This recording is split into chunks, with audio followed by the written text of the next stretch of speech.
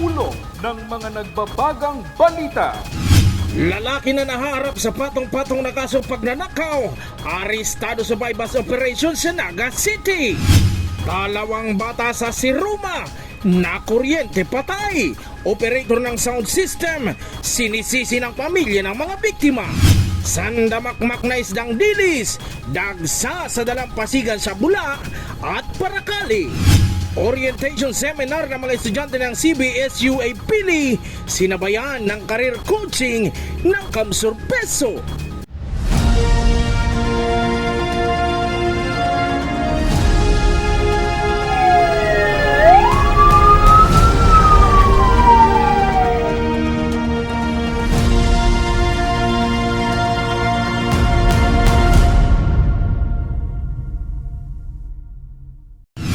Magandang gabi. Narito ang mga maiinit na balita sa Camarines Sur.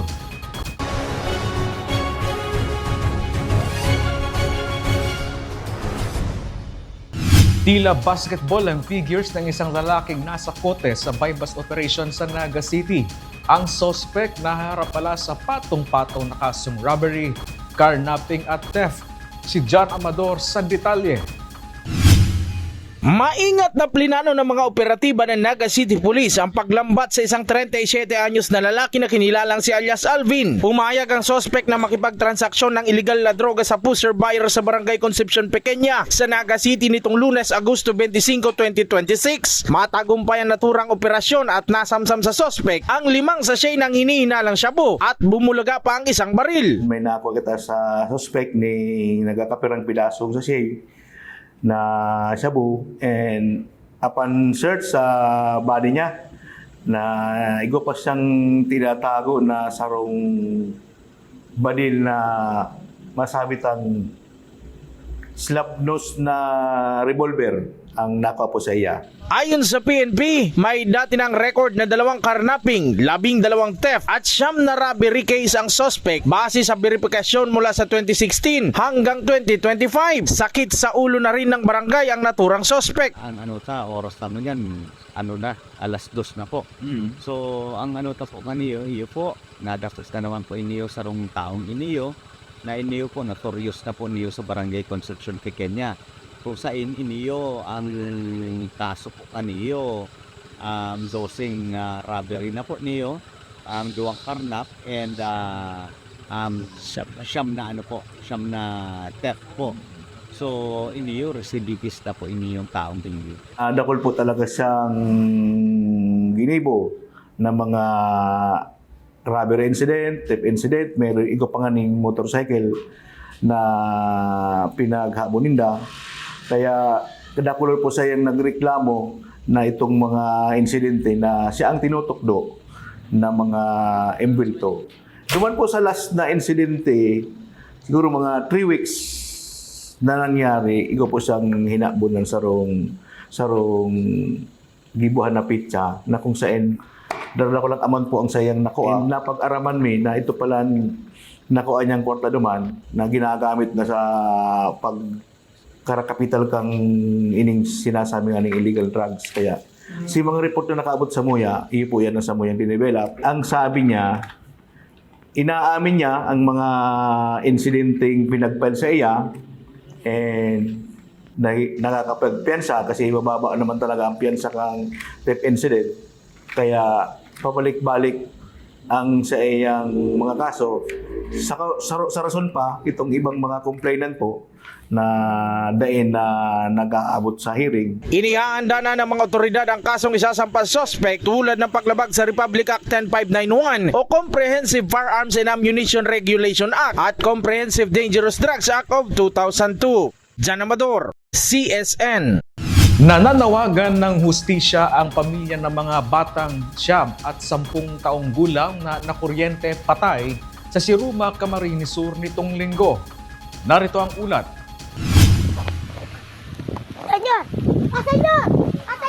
Masiyahin, malambing, mahilig maglaro lalo na ng basketball. Ganyan ilarawan ng pamilya Posadas at Yanto ang 9 at 10 taong gulang na sina Totoy at Ben. Hindi nila tunay na mga pangalan mula Barangay Butuanan, Siruma, Camarines Sur. Ang mga musmos na sina Ben at Totoy binawian ng buhay matapos makuryente sa bisperas ng pista ng kanilang lugar nitong Linggo, August 23. Ayon sa investigasyon ng Siroma Police, naglalaro ang ilang kabataan kasama ang 2 biktima sa covered court kung saan nakatakdang gawin ang sayawan ng barangay. Nakadikit umano ang mga ito sa scaffolding na pinaniniwala ang grounded kung saan nakakabit ang iba't ibang wire direct sa sound system at ilaw ng sayawan. Naisugod pa sa ospital ang mga biktima ngunit idineklara itong dead on arrival. Nag-release na po ng postmortem examination result yung ating MHO sa ating MHO of LGU Siroma, and nakalagay po dito na as of their examination, so ang cause of death po ng 2 bata is a fatal electric injury. Ang pamilya ng mga biktima hindi maiwasang maglabas ng sama ng loob sa operator ng sound system. Naniniwala ang pamilya ng mga biktima na may kapabayaan ang operator kaya nakuryente ang kanilang mga kaanak. Siyempre po, ang panawagan po namin, hostage siya sa 2 bata.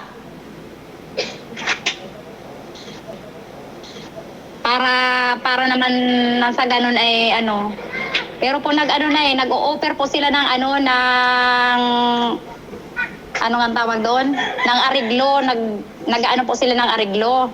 Tingin namin doon, talagang nabulagta na yung 2, wala po talagang pinahinto namin yung yung sound system para mapigil sana yung pagdaloy ng kuryente doon sa mga bata.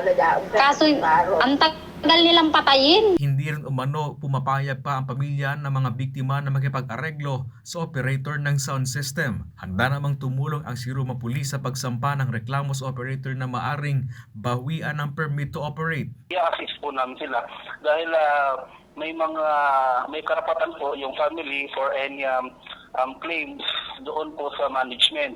And also, yung management po, yung operator po ng provider, ng sound system provider, is possible po sila na ma-ban or ma-revoke po yung business permit po nila. Sa ngayon, pinaglalamayan na sa kanilang tahanan sa Barangay Butuanan ang mga bata ng pawang mga estudyante ng Butuanan Integrated School. Ito na yung resulta ng pinaggagawa nyo. Chris Novello, CSN. Nakapagtala na ng positibong kaso ng African Swine Fever ASF ang bayan ng Pili. Ang LGU agad na naglatag ng border checkpoints para maharang ang mga biyaherong walang kaukulang permit o dokumento para magbiyahe ng mga baboy at frozen products. Si Regine Bues sa detalye. Nadagdagan pa ang mga lugar sa Camarines Sur na nakapagtala ng African Swine Fever o ASF. Yan ay matapos magpositibo ang sample mula sa baboy na mula sa Barangay Pawili-Pili sa naturang sakit. Matapos ang kumpirmadong kaso ng ASF sa Pili, agad na nagpatupad ng mas maigting na biosecurity measures ang LGU Pili. Kabilang sa mga hakbang ang pagtatag ng animal checkpoint sa mga boundary ng Pili. Isa dito ang checkpoint sa Barangay Palestina sa boundary ng Pili at Naga City. Sinusuri rin ng mga tauhan ng Municipal Agriculture Office ang mga dokumento ng mga biyaherong may dala ng baboy, papasok o palabas ng bayan. Layunin ng checkpoint na masiguro na may kompletong dokumento at sumusunod sa mga kinakailangang requirements sa mga nagbabiyahe ng baboy. Gawa po na para maiwasan po ang paglapog ng ASF digdi po sa Pili. Kaya po nagagawa po ng checkpoint digdi sa Palestina. Bali po pigaan namin po kung kompleto po ang mga documents nila. So bali po, ang kaipuhan ni pong mga papel pag may nag-aagi digding mga tracking or sa mga salit na vehicles, ang inahagad mi po sa enda is barangay outgoing certificate, livestock inspection certificate, veterinary health certification. Tapos pag malabas man po dito sa sa Bicol, kaya po po ng shipping permit nakali sabay na sa mga biyahero po yan. Pero ito pong sinasabing hali na may buy, hali lang po yan mismo sa DE. Naman lang po yan makukuha. Ayon sa MAU, inaasahang mananatili ang animal checkpoint sa Pili sa loob ng 2 linggo o hanggang ideklara ang bayan na clear sa ASF. Patuloy din ang monitoring ng LGU Pili bilang pag-iingat upang hindi na madagdagan ang mga kaso ng ASF sa bayan. Regine Boy, CSN.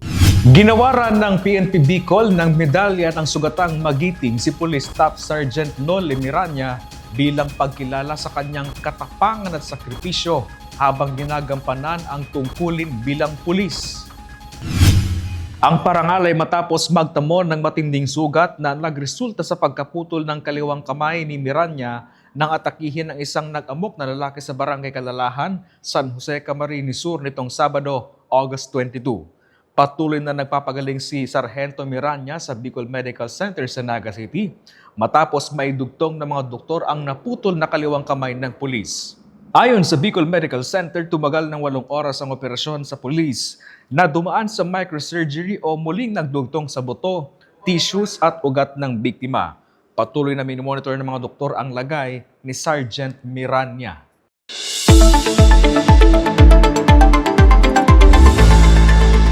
Patuloy na lumalayo sa Philippine Area of Responsibility o PAR ang Typhoon Saudel na dating bagyong Obet. Ayon sa Weather Bureau, huli niyang namataan sa 1,080 kilometers northeast ng extreme northern Luzon. Taglay pa rin ng bagyo ang lakas ng hangin aabot sa 140 kilometers per hour at pagbugso ng 170 kilometers per hour. Kahit palabas na ng bansa, hinihila naman ng bagyo ang southwest monsoon o habagat na inaasahang magdadala ng pag-ulan sa Luzon. Iba-iba ang pagsalubong sa mga freshmen sa kolehiyo. Sa Central Bicol State University of Agriculture o CBSUA sa Pili, sinabayan ang orientation seminar ng career coaching ng mga estudyante. Ma-report si Regine Bue. Bagong school year, bagong environment at bagong mga responsibilidad. Kaya para sa mga freshies o mga estudyanteng nasa unang taon sa kolehiyo, mahalagang malaman nila ang mga rules, system at expectations sa loob ng paaralan. Ito ang layunin ng CDE Uswag College ORSEM o Orientation Seminar ng College of Development Education ng CBSUA. Ayon sa school leaders ng organization, mahalaga ang ORSEM para mas maihanda ang mga bagong estudyante at mas maunawaan nila ang mga rules at responsibilidad bilang college students. This CDE Uswag orientation seminar ng college is an orientation para po sa mga freshmen up until to our seniors para po ma-reintroduce or ma-reintroduce po sa kanila ang policies, regulations, common frameworks, and grounds ng ating college. It teaches us or introduces to us the things that we must do, that we must accomplish, especially those who are trying to run for Latin honors. This is a great help for them para maturo sa kanila, ma-introduce sa kanila yung mga dapat nilang gawin para, of course, they graduate with flying colors. Para po sa ako, dako lang po siyang importante kasi ito po si magiging umpisa ng hakbang upang malaman natin kung ano po ba yung mga patakaran natin sa loob ng ating universidad. Particular na din po sa loob po ng aming departamento, yun po ang College of Development Education po. Sa pamamagitan po nito, bukod po sa nalalaman po namin yung aming mga patakaran, aming karapatan, ay nalalaman din po namin kung paano po pinapangasiwaan, kung ano po ang ginagawa ng mga guro. Dagdag pa rin po nito ay nagkakaroon po kami ng pagkakataon upang makilala po namin ang bawat isa. Particular na din po makilala po ng mga bagong mga first year student, ang kanilang mga seniors at ang kanila po mga advisors. Ito po ay ang ORSEM ngayong taon. Ang tagline nito ay CDE Uswag. It's the ORSEM for 2026. Mahalaga ang ORSEM na ito kasi ito ang nagbibigay opportunity sa aming mga estudyante para makilala nila yung lahat ng mga teachers ng college and para mas malaman nila kung ano yung mga policies, especially regarding their academic residence dito sa university. And ito ay opportunity din para mas magkakilala sila bilang estudyante ng CDE. Ang ORSEM ng paaralan sinabayan ng career coaching na pinangunahan ng PESO Camsor sa pamamagitan ni PESO Manager Rodrecia Toralio. Layunin nito na maipakita sa mga estudyante na ang paghahanda para sa career ay hindi lamang nagsisimula pagkatapos ng graduation kundi habang sila ay nasa kolehiyo pa. Ikinatuwa naman ng mga estudyante at ng pamunuan ng CDE ang pagkakaroon ng career coaching bilang bahagi ng aktibidad. Para sa kanila, makakatulong ito upang mas maunawaan ng mga estudyante ang mga hakbang na maaari nilang gawin habang inihahanda ang kanilang sarili para sa trabaho at career pagkatapos ng kolehiyo. Minsan-minsan na lang po nag-gather ang lahat ng students. Of course, busy na po sila sa academics. Our ates, seniors, and kuyas po are to be deployed. Minsan na lang po nagkakaroon ng gathering. So, ang presence po ng career guidance here sa mismong event na po ito is a part wherein ang mga student ay makakarinig, makakaalam ng kung ano man po ang ino-offer ninyo. Kasi minsan na lang po ito na po yung chance nila na malaman kung ano po ang kaya nyong ibigay po. Dapat we are ready setting our future. Hindi tayo pwedeng mag-settle na after we graduate, okay, this is it. So, as a college student, and of course, as an educator, we need to set a goal. We need to set an ambition na after this, we have somewhere to be at. Kumbaga, malaki po yung tulong kasi malalaman po nila na yung mga estudyante, mabibigyan po nila ng pagkakataon na kung makapag-graduate po sila, matutulungan po nila na makahanap ng trabaho. Kasi sa panahon po talaga yun ngayon ay medyo mahirap na po na makahanap ng mga trabaho. Ngunit dahil sa peso, madali po natin masasabi na matutulungan po tayo nila na makahanap po ng mga trabaho na magagamit po nila in the future. Itong career guidance ay naipasok din and thankful kami kasi nakarating dito yung provincial Camarines Sur Provincial Peso Office para magbigay ng career guidance sa ating mga estudyante. Opportunity to para malaman din ng estudyante na maraming opportunities yung nakaabang sa kanila after nilang graduate from the College of Development Education. So thankful kami sa Peso Office ng provincial government sa pag-attend ng event na to. Sa pamamagitan ng mga ganitong aktibidad, hinihikayat ang mga estudyante na sulitin ang kanilang panahon sa kolehiyo at sabay na paghandaan ng buhay pagkatapos ng graduation. Regine Boy, CSN. Biyaya kong ituring ng mga mangingisda at beachgoer ang pagdagsa ng mga isdang dili sa dalampasigan sa Bula, Camarines Sur at Paracale, Camarines Norte. Ang fenomeno na yan, pinaliwanag ng BFAR. May report si John Amador.